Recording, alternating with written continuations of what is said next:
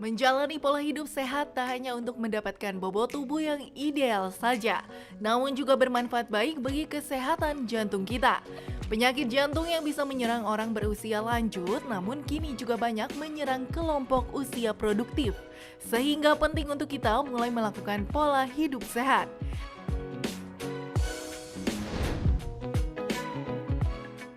Bertepatan pada tanggal hari ini 29 September 2022, kita kembali memperingati Hari Jantung Sedunia. Penyakit yang masih menjadi penyebab kematian tertinggi ini tentu harus kita hindari ya. Selain menjaga pola makan, banyak faktor lain pula yang wajib kita ketahui agar terhindar dari penyakit mematikan ini.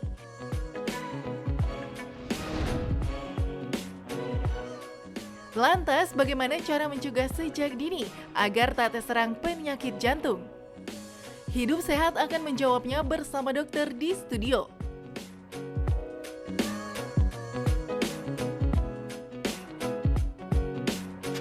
Hari Jantung Sedunia pemirsa. Jadi sakit jantung masih merupakan penyebab kematian tertinggi di dunia termasuk di Indonesia. Oleh karena itu kita harus tahu nih bagaimana cara mengenali dan mencegahnya. Di tengah kita sudah ada Dr. Ade Median Ambari, spesialis jantung pembuluh darah. Halo dok, apa kabar? Pagi, dokter. Halo, selamat pagi. Pagi, Hai, Dok. Kak. Selamat pagi, dokter Bener Sasa. ya, Selamat Dok? Hari Jantung, Dok. Selamat Hari Jantung. Oke. Nah, dokter senang banget nih karena kita hari ini akan memberikan edukasi yang penting untuk masyarakat Iya, ya, dokter ya, menjaga betul, jantung betul. organ yang kadang-kadang nggak disadari karena kerjanya itu otomatis Betul. tanpa kita perintah ya, betul. gitu. Nggak boleh berhenti, coba Yes. bayangin ya, dia nggak berhenti. Iya. Oke. Dok, ini pemirsa mungkin sudah sering mendengar tentang penyakit jantung. Dan mungkin pemirsa memikirnya adalah ini penyakit orang tua. Padahal Ya. kenyataannya sudah menyerang orang anak muda dok ya. Betul. Betul Nah, sekali. kita akan ngebahas dok bagaimana cara mencegahnya. Iya, Tapi baik. dok, ini kita akan ulas dulu nih fakta mitos yang pertama dok. Baik. Yang pertama adalah nyeri di dada yang menjalar ke tubuh bagian kiri itu merupakan tanda penyakit jantung. Fakta atau mitos? Ya, itu fakta. Fakta, Jadi, Dok, ya. Dokter Haikal, itu fakta. Jadi kalau kita tahu bahwa sakit jantung ya, kardiovaskular itu pembunuh nomor 1. Ya. 32% orang di dunia ini meninggal karena kardiovaskular gitu ya.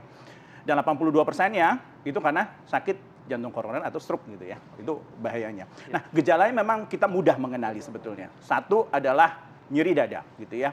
Orang mengatakan biasanya satu dadanya itu sakit nih, biasa di tengah terus menjalar ke kiri, sakitnya tuh di sini katanya. Iya.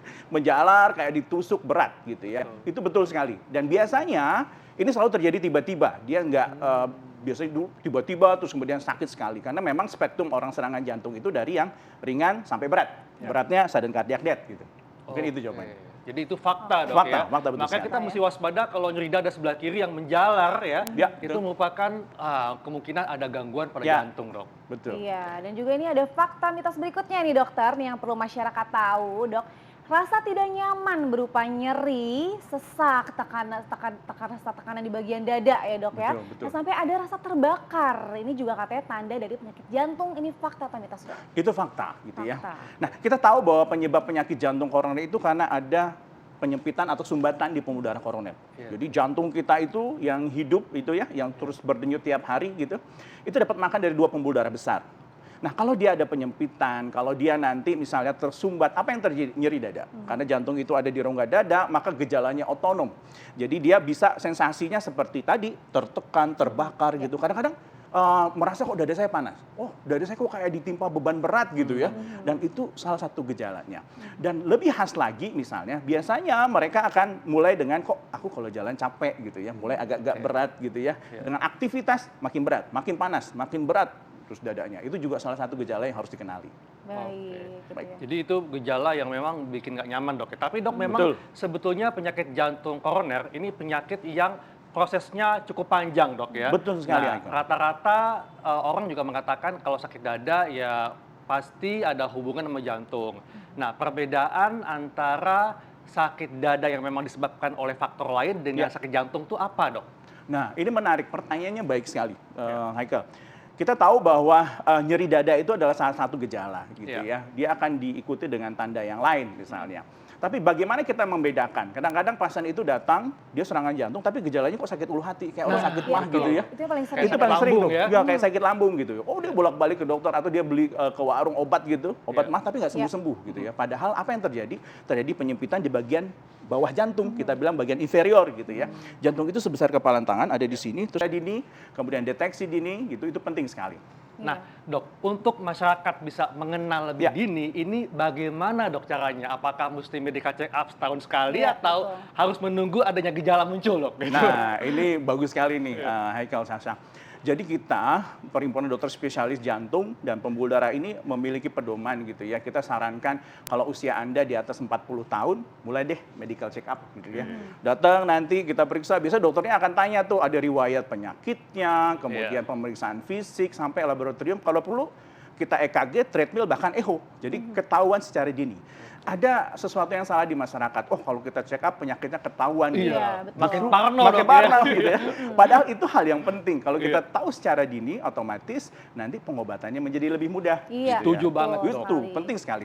Nah, tapi kalau untuk mereka yang punya faktor risiko nih, misalnya dia ada diabetes, dia merokoknya banyak, misalnya sampai 3 bungkus itu, dia harus check up lebih dini. Iya. Ya. Nah, kalau misalnya dok di dalam keluarganya, orang tuanya itu menderita penyakit jantung, itu juga harus lebih dini pemeriksaannya. Ya, jadi gini, ada namanya faktor risiko yang tidak kita bisa modifikasi, namanya faktor keturunan. Iya. Jadi kalau kita punya orang tua, misalnya ayah yang serangan jantung usianya kurang dari 55 tahun, atau ibu kurang dari 65 tahun, maka kita harus medical check up.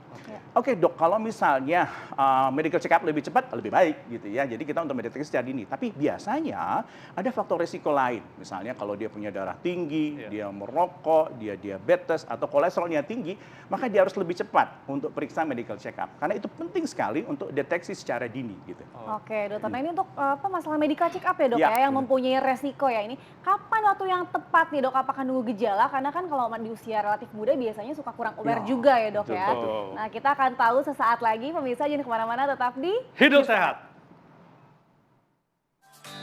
Itu tadi jenis penyakit jantung yang merupakan pembunuh nomor 1 di dunia. Dan tentunya saat ini penyakit jantung sudah menyerang anak muda, oleh karena itu penting untuk melakukan deteksi dini, Doksa. Iya, nah ngomong-ngomong tentang deteksi dini, nah kapan sih sebetulnya pemeriksaan yang tepat? Apakah nunggu gejala dulu, di usia berapa, dan setiap berapa kali sekali?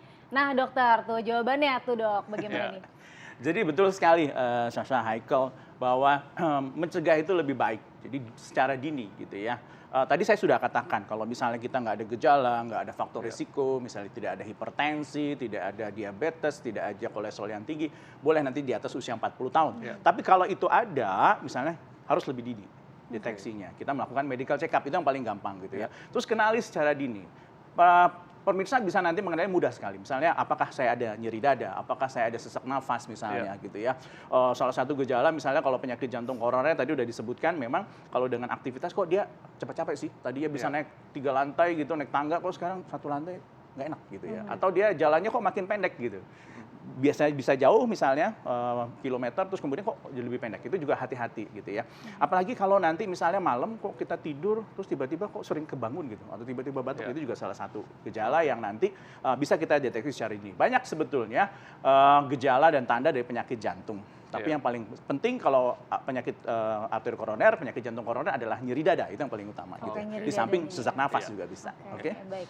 Oke, dok, ini juga ada fakta mitos berikutnya, dok ya. Serangan jantung selalu terjadi tiba-tiba tanpa adanya gejala. Ini fakta atau mitos? Itu fakta, Haikal. Fakta. Jadi kita lihat bahwa, saya katakan tadi bahwa kita tuh hidup, jadi jantung itu tanda kehidupan. Dari kita lahir dia berdenyut, kemudian kita meninggal dia berhenti. Dan dia cuma dapat makan dari 2 pembuluh darah koroner yang kecil. Mungkin diameternya setengah sampai 7 mili gitu ya, 5 sampai 7 mili gitu ya.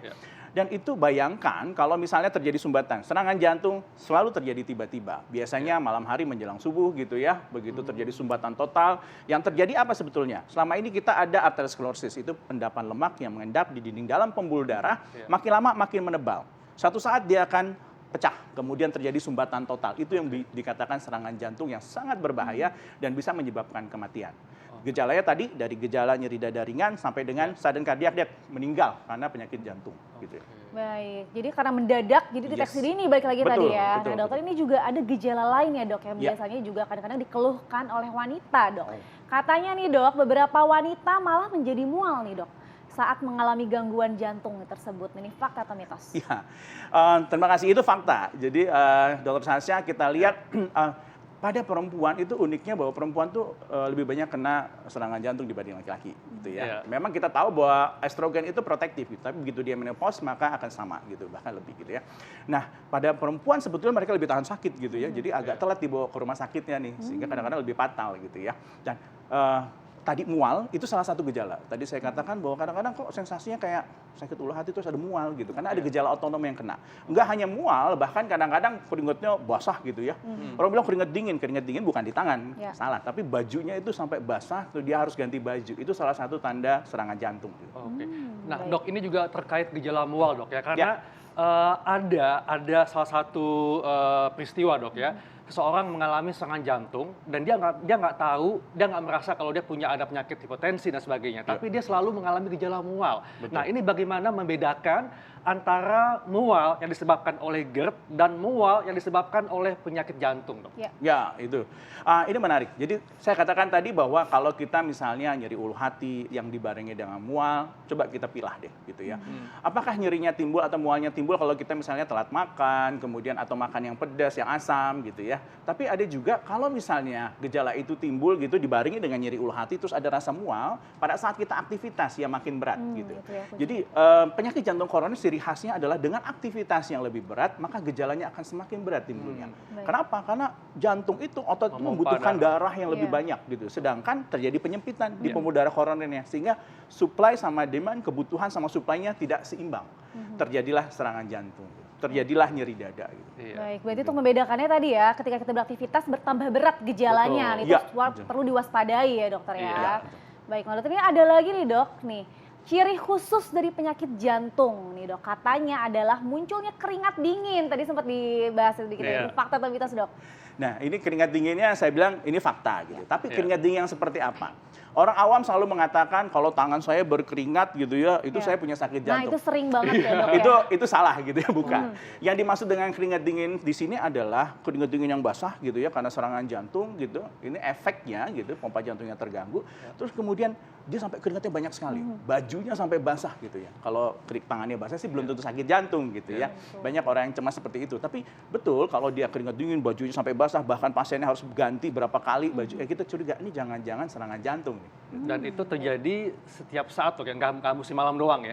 Bisa, kapan saja. Kapan Jadi memang saja? kalau secara statistik kita katakan orang serangan jantung itu banyak kan menjelang subuh. Tapi Betul. bisa terjadi kapan aja dan di Iya. mana saja gitu ya. Iya. Bisa dibayangkan ini ada penyempitan di pembuluh darah koroner. Dindingnya itu lama-lama kan menyempit gitu Iya. pembuluh darah koronernya. Terus kemudian dia menipis dan pecah.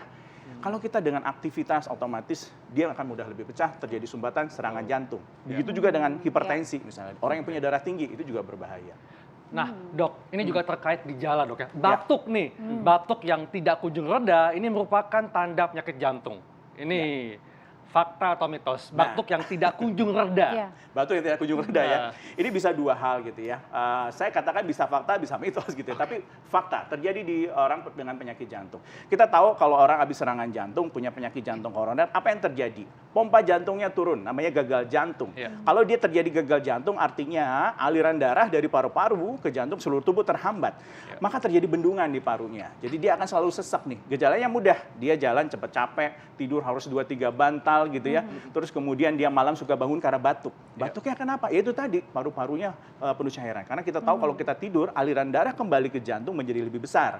Sehingga dia sering batuk. Tapi bisa juga batuk itu akibat penyakit paru gitu ya. Penyakit paru yang lama atau infeksi segala macam. Iya, tapi harus dikenali. Nah, ciri khas kalau dia batuk karena penyakit jantung biasanya jalannya dibarengi dengan jalan yang cepat capek. Terus kemudian dia tidur malam hari harus dengan 2-3 bantal. Kemudian dia suka terbangun malam-malam karena dia sesak dan batuk gitu. Iya. Itu salah satu gejalanya. Jadi Berarti memang khas juga ya. Jadi Iya. perjalanan penyakit yang lebih Betul. jauhnya lagi ya dok betul. ya, Itu batuk itu ya. akibat dari serangan jantungnya. Akibat dari serangan jantung. Nah ngomongin tidur tadi ya Ya. dok ya. Nah katanya dok nih orang yang sering kurang tidur, ini rentan terserang penyakit jantung. Ini fakta atau mitos? Itu fakta gitu ya. Wah, Jadi, itu fakta. Suka begadang. jadi harus tidur cukup ya. Iya. Dokter juga kadang-kadang suka tidur ya. Iya betul, Dok. Tapi betul ya, dari penelitian dikatakan bahwa tidur yang baik itu adalah antara 6 Iya. jam sampai 7 jam gitu ya. Dan kenapa? Kalau kita misalnya kurang tidur otomatis ya itu akan menyebabkan nadinya lebih tinggi, tensinya lebih tinggi dan itu salah satu faktor risiko tentunya untuk terjadinya penyakit jantung koroner atau serangan jantung. Oke, Dok, ini kan kita tahu Dok ya bahwa dengan pola hidup sehat itu bisa membantu menjaga jantung kita. Iya. Tapi Dok, ada beberapa kasus nih atlet tiba-tiba meninggal karena serangan jantung. Kemudian ada sejumlah pesohor, artis yang kita tahu hidupnya sehat ya, suka olahraga, nge-gym, tiba-tiba terkena serangan jantung. Nah Iya. ini kenapa Dok? Apa Dok penyebabnya nih? Betul, ini pertanyaan sangat bagus. Kok orang olahraga malah serangan jantung Iya. gitu ya?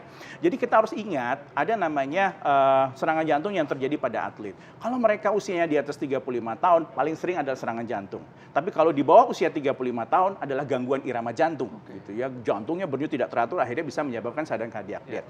Artinya apa? Setiap atlet ataupun orang misalnya yang olahraga rekreasional tapi dia pengen menjadi atlet gitu, dia harus benar-benar check up gitu ya. Nanti untuk tahu apa? Sebetulnya ada faktor lain yang kita harus tahu. Misalnya apakah dia misalnya ada faktor turunannya? Jangan-jangan dia ada namanya familiar hiperkolesterolemi. Iya. Banyak sekali sekarang orang yang berbadan kurus tapi kolesterolnya tinggi. Nah, itu dia, itu bisa terjadi gitu ya. Iya. Atau dia punya hipertensi, atau dia punya faktor turunan, itu juga harus dianalisa. Jadi justru pada atlet kita harus lebih aware. Jadi paling nggak atlet itu harus di screening di awal apakah dia ada penyakit jantung atau tidak sehingga nanti pada saat dia melakukan olahraga, karena kita tahu atlet itu high intensity banget Betul. gitu Iya, ya, betul. very high justru. Nah itu Iya. justru beban buat jantungnya. Jadi betul-betul dia harus fit gitu. Oke, screening kata Screening, kuncinya betul. tadi ya dokter ya. Ya. Nah, oke Dok, sekarang kita udah tahu Dok ya, kenali bagaimana penyakit jantung dan mencegahnya. Nah ini Dok, apakah tipsnya Dok untuk masyarakat supaya bisa konsisten menjaga jantungnya lebih sehat dan mencegah supaya tidak terjadi penyakit jantung Dok? Ya, terima kasih, Ya. Michael. Yang pertama kita harus deteksi dini tentunya, kenalin gejalanya gitu ya. Terus kemudian kalau kita punya faktor risiko maka obati faktor risikonya. Ya. Saat ini nomor satu faktor risikonya adalah hipertensi. Artinya kita harus punya tensi di bawah 140/90. Yang kedua merokok. Pilihannya berhenti merokok Iya. gitu ya, nggak merokok gitu ya. Betul. Yang ketiga kalau kolesterolnya tinggi, kita targetnya kolesterol total itu harus di bawah 200, LDL itu harus di bawah 100 Iya. gitu ya, supaya nanti nggak terjadi namanya arteriosklerosis atau endapan lemak dalam dinding pembuluh darah. Yang terakhir kita ingat bahwa gula darah harus normal. Kita lihat penderita diabetes itu paling sering terjadi penyakit jantung koroner. Maka target HbA1c-nya gitu ya itu kurang dari 7. Itu target kita. Oke. Ya. Jadi betul-betul selain itu apa? Olahraga teratur ya Betul. 3 sampai 5 kali per minggu ya, cukup 30 Ya. menit sampai 1 jam gitu ya. Betul. Itu cukup. Dan tentunya berpikir positif Dok ya, Betul, supaya positive hidup thinking. bahagia, hidup nyaman, jadi terhindar dari stres. Iya, baik. Iya, Terima betul. kasih Baik, Dok. banyak Terima dokter. kasih Ya, untuk terima penjelasannya. kasih banyak Iya. Dr. Haikal, Dr. Sasha. Nah, dokter Haikal tadi dokter Ade udah bilang ya bahwa Iya. kita harus berolahraga. Nah, sebentar lagi kita akan berolahraga. Untuk apa dokter Haikal Wah, olahraganya? seru nih. Untuk melatih keseimbangan tubuh. Seperti apa? Kita akan simak sesaat lagi, tetap di Hidup Hidup Sehat. sehat.